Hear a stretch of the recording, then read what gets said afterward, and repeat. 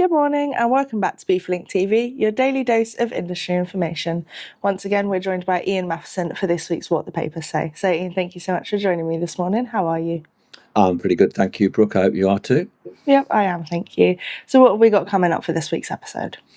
Well, we start this week's episode with an appeal to BIFA members. Over the past 10 years, the BIFA associate member, DACAR, has conducted an annual benchmark survey of freight forwarders and customs brokers. The survey always aims to identify the strategies, tactics, and the technology that those companies are using to address challenges, stay competitive, and succeed in today's rapidly changing marketplace.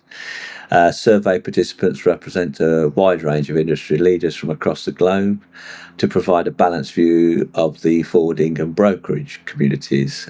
Each year, this survey identifies key economic, regulatory, and industry changes and trends that are driving the market. It examines the competitive landscape. It tries to uncover which capabilities, technologies, and competitive strategies and tactics are making the greatest impact.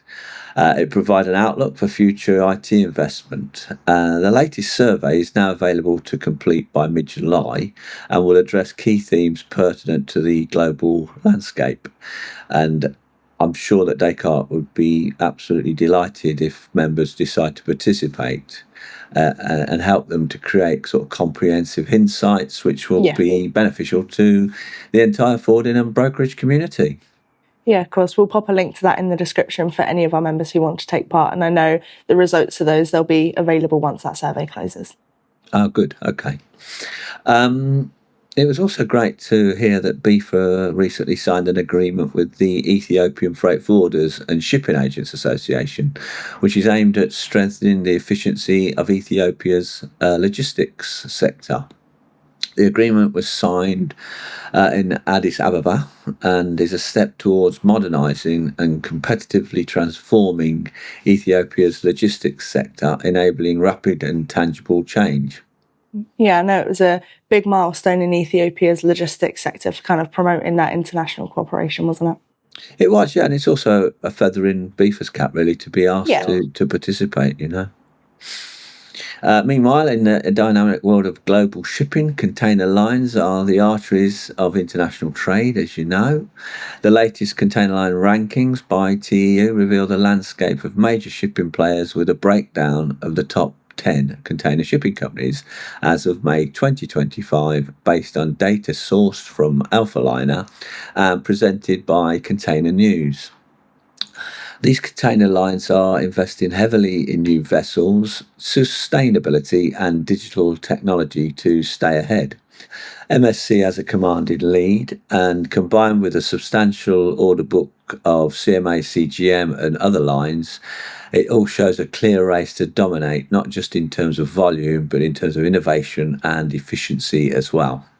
Yeah, of course. And I know these rankings, they continue to show that kind of concentrate on market power, but across kind of a few very dominant names, don't they?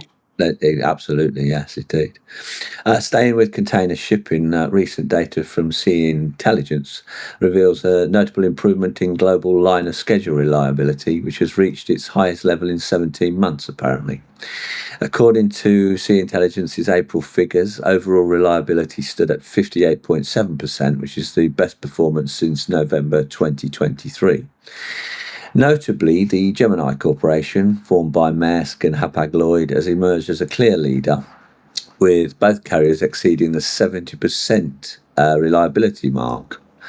The analysis highlights a growing divergence between carrier groupings, however.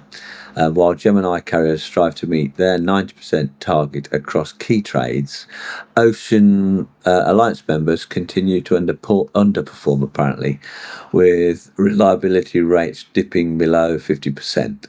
The impact of improved reliability is not only operational, of course, but it's also strategic. And as you know, Brooke, consistent schedule performance enables shippers and forwarders to reduce safety stocks, thereby lowering overall inventory costs and hopefully improving supply chain efficiency. And like you said, there's that operational part as well. I know, obviously, better reliability means that there's more opportunities for better planning as well, isn't there? Absolutely true. Yeah, correct.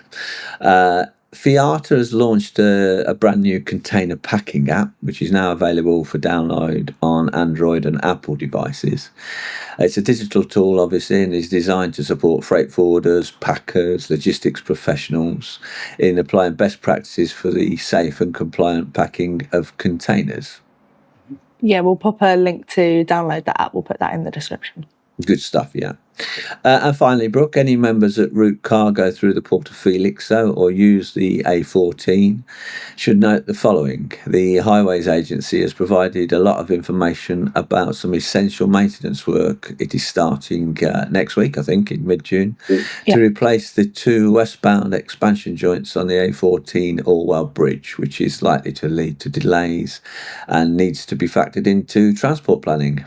Yeah, of course. I know they're planning, like you said, to start, I think it's the 16th of June, all the way through till August. So it will definitely cause some major disruption, but we'll pop a link in the description for further information. Okay, fantastic. Thank you so much, Ian, as always, for providing this update for our members. I know that they'll find it useful. Everything that we've discussed today will be in the description below. Thank you so much for watching today's edition of BIFA Link TV, your daily dose of industry information.